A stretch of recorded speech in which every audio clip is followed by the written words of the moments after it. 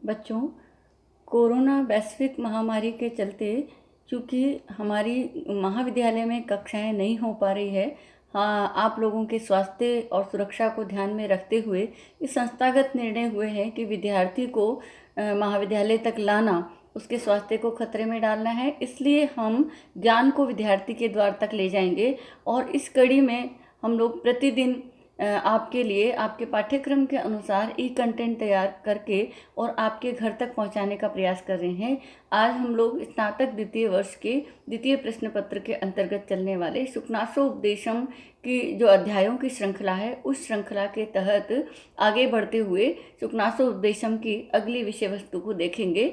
अभी तक हम लोगों ने इस कड़ी में देखा है कि साहित्य क्या है, साहित्य की कौन कौन सी विधाएं, किन किन रूपों में वो लिखा जा सकता है और उन रूपों में से कथा क्या है, कथा की परिभाषा क्या है, कथाओं में कादम्बरी क्या है, कादम्बरी के रचयिता बाणभट्ट की जो विलक्षण शैली है वो क्या है, और शुक्नासोपदेशम की महत्ता क्या है, शुक्नासोपदेशम आपके पाठ्यक्रम में क्यों है, शुक्नासोपदेशम से आपको जीवन के लिए किस प्रकार का पाथेय मिल सकता है। इन सब तथ्यों को देखते हुए हम आगे बढ़ रहे हैं और जहाँ से शुक्नास का उपदेश प्रारंभ हो रहा है, आपके गद्यांश प्रारंभ हो रहे हैं, वहाँ से हमने देखा है कि जब समय बीत जाने पर तारापीड़ ये निर्णय करते हैं कि चंद्रापीड़ का युवराज्याभिषेक होना है और युवराज्याभिषेक की समस्त तैयारियां हो चुकी है, तो चंद्रापीड़ तारापीड़ के जो प्रधान अमात्य हैं, प्रमुख मंत्री हैं,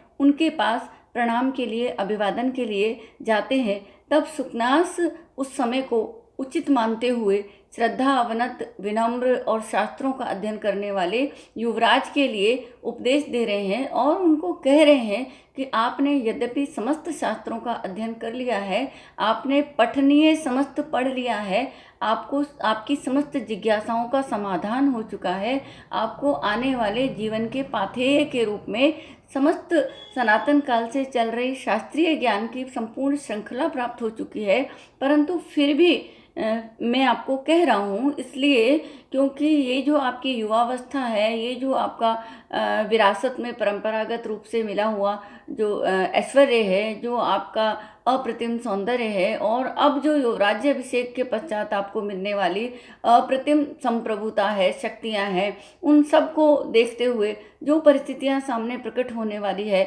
उन परिस्थितियों में केवल मात्र एक आपका विवेक है जो आपको उन परिस्थितियों के विपरीत प्रभावों से बचा सकता है और सन्मार्ग की तरफ प्रेरित कर सकता है। तो सबसे पहले जो शुक्नास है वो ये कहते हैं कि ये गर्भ से ही ऐश्वर्यशाली होना, युवावस्था होना, अप्रतिम सौंदर्य होना और संप्रभुता का होना, ये चारों जो है अनर्थ की कड़ियाँ हैं, और अगर ये चारों कहीं एक जगह इकट्ठे हो जाएं तो फिर अनर्थों की श्रृंखला की बात ही क्या।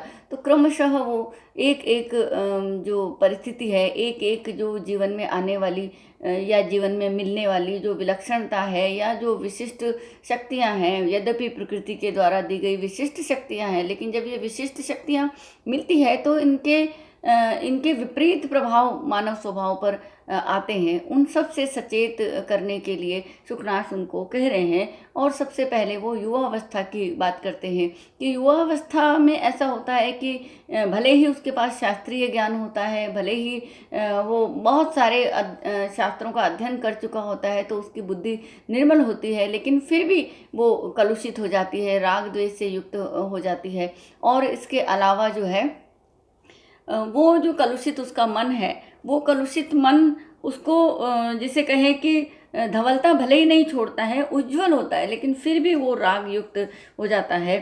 और जिस तरीके से एक जैसे कहें कि धूल का बवंडर होता है, सूखे पत्तों को उड़ा ले जाता है, इसी प्रकार से युवावस्था में जो रजोगुण है, वो रजोगुण जो है वो भ्रांति को पैदा करने वाली मानव की प्रकृति को कर देता है, और ये प्रकृति जो है मनुष्य को स्वेच्छा से बहुत दूर तक ले जाती है, जहाँ से आना बहुत मुश्किल होता है। आगे बढ़ते हुए वो कह रहे हैं, इंद्रिय हरिण हारिणी च सततम अति दुरंतेयम उपभोग मृग तृष्णिका नव यौवनम नव यौवन कसायितात्मनश्च सलिलानि इव तान्येव विषये स्वरूपाणि आस्वाद्यमानानि मधुरतराणि आपतन्ति मनसः नाशयति च दिङ्मोह उन्मार्गप्रवर्तकः पुरुषम् अत्यासङ्गो विषयेषु भवाद्रशाः एव भवन्ति भाजनानि उपदेशानाम् अपगतमले हि मनसि स्फटिकमणौ रजनीकर्गवस्थयः विशन्ति सुखेन उपदेशगुणः। तो ये कह रहे हैं कि युवा अवस्था में क्या होता है। युवा अवस्था में सबसे पहले उपभोग की सबसे ज़्यादा शक्ति होती है। उस समय भोग करने के लिए शरीर ही साध्य है और शरीर उस समय सबसे ज़्यादा शक्तिशाली होता है, उसमें सबसे ज़्यादा ऊर्जा होती है, स्फूर्ति होती है, ताकत होती है। तो उपभोग की क्षमता सबसे ज़्यादा होती है और उपभोग इंद्रियां जब उपभोग करती है तो उसकी कोई सीमा नहीं होती है, वो उससे कोई संतुष्टि भी नहीं होती है। उपभोग की कोई जिसे कहें कि इतना उपभोग करने के बाद शांत हो जाएगी तृष्णा।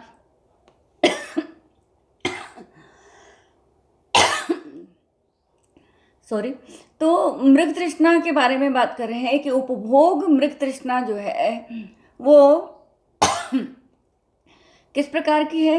इंद्रिय हरिण हारिणी, इंद्रिय रूपी हरिणियों को हरण करने वाली है। उपभोग मृग तृष्णिका इंद्रिय हरिण हारिणी, इंद्रिय रूपी हरिणों को हरण करने वाली है और सततम निरंतर अति दुरंता, बहुत बुरे परिणाम वाली होती है। इंद्रिय हरिण हारिणी, इंद्रिय रूपी हरिणों को हरण करने वाली, यानी इंद्रिय रूपी मृगियों को आकर्षित करने वाली उपभोग मृग तृष्णिका, उपभोग रूपी जो मृग तृष्णा है वो बहुत बुरे परिणाम वाली होती है। तो यहाँ बच्चों दो चीज़ को आप समझे कि उपभोग को मृग तृष्णा उन्होंने बताया है और इंद्रियों को उन्होंने हरिण बताया है। अब क्यों बताया है इसको, इसके पीछे एक बहुत सुंदर तर्क है। इंद्रियां चंचल होती है, हरिणियां भी चंचल होती है। हरिणी जल्दी से आकर्षित हो जाती है, इंद्रियां बहुत तेजी से आकर्षित होती है। उपभोग जो है वो मृग तृष्णा की तरह होता है। जैसे मृग जो होता है वो जब रेगिस्तान में होता है और जब उसको पानी की तलाश होती है तब, क्योंकि पानी होता नहीं है वहाँ पर, और कुछ दूरी पर सूरज की रोशनी के पड़ने से वो जो रेगिस्तान में जो मिट्टी है वो पानी का भ्रम पैदा करती है।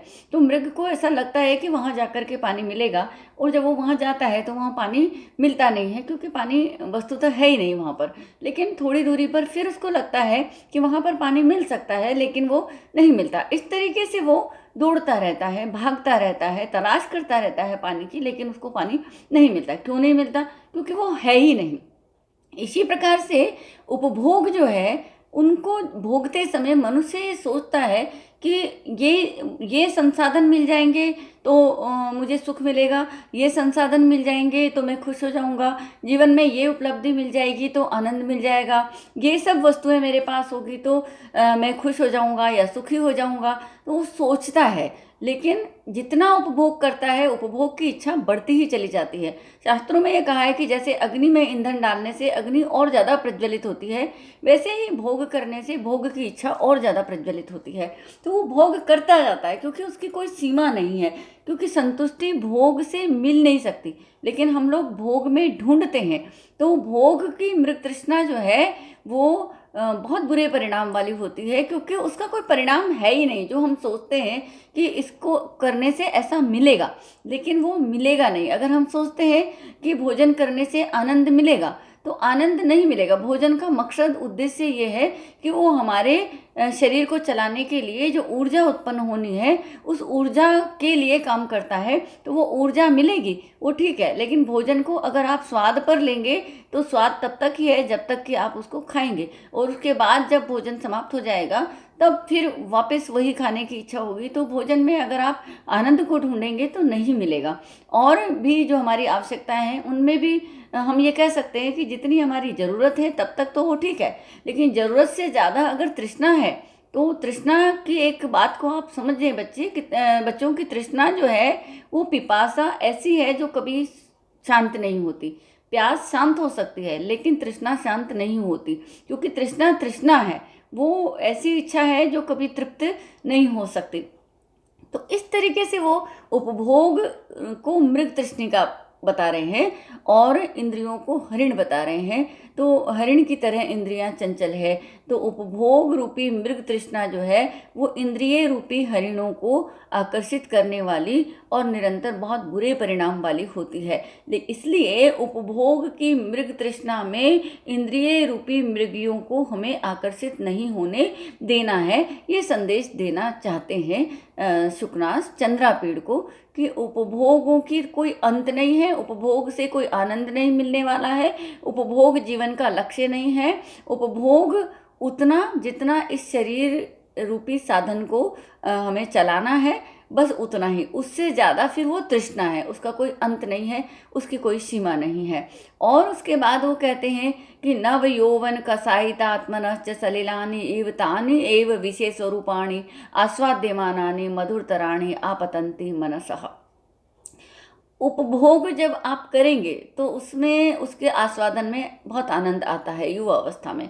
कैसे आनंद आता है उसको बताते हुए वो ये कह रहे हैं कि नव यौवन, नवीन युवावस्था में कसायित आत्मनश्च, कसेले मन वाले, कसेले स्वभाव वाला। कसेला क्यों है? क्योंकि उसमें राग और द्वेष है।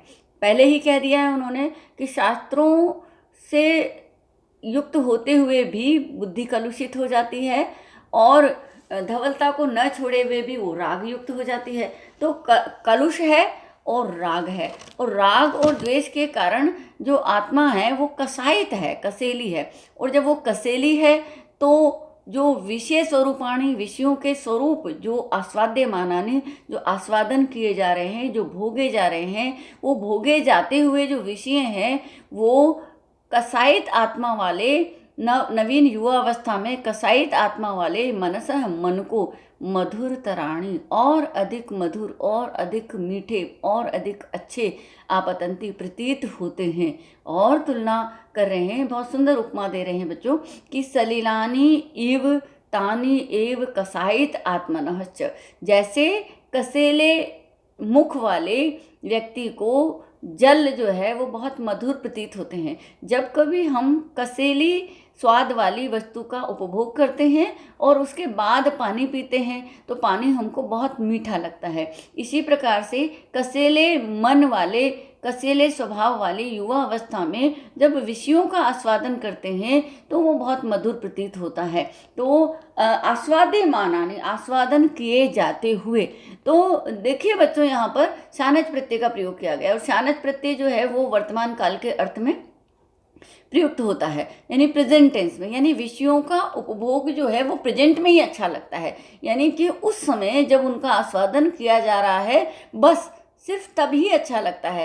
पहले भी मनुष्य को पता होता है कि ये वस्तुएं, ये उपभोग हमें नुकसान देने वाले हैं, ये हमारे लिए ठीक नहीं है, उसको पता होता है। लेकिन उसका मन, उसकी इंद्रियां इतनी चंचल होती है कि वो उसके आस्वादन की स्थिति में पहुंच जाती है।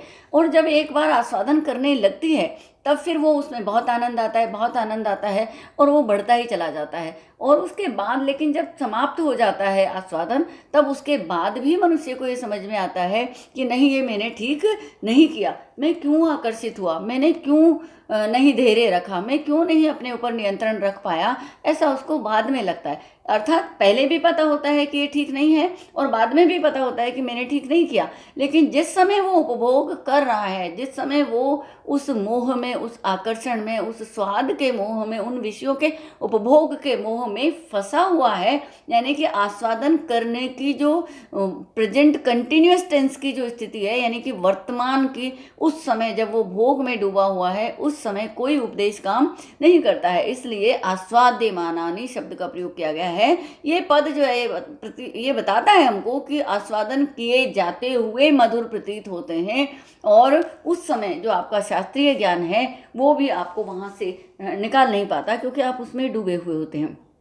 तो ये बता रहे हैं कि उपभोग रूपी मृग तृष्णिका जो है वो बहुत बुरे परिणाम वाली होती है। तो उसकी व्याख्या करते हुए आगे कह रहे हैं, क्योंकि जब मन कसेला होता है, राग और द्वेष से युक्त होता है, तो ये जो भोगों का आस्वादन है वो मधुर प्रतीत होता है। और कब प्रतीत होता है? जब आस्वादन हो रहा है उस समय। और उसकी तुलना, उसकी उपमा किससे कह रहे हैं कि उसके विषयों की तुलना जल से की है। और जल कब मीठा लगता है? जब कसेली वस्तुओं का उपभोग पहले किया है और उसके बाद में जल पी रहे हैं, तो वो बहुत मीठा लगता है। और ज़्यादा जो है वो पीने का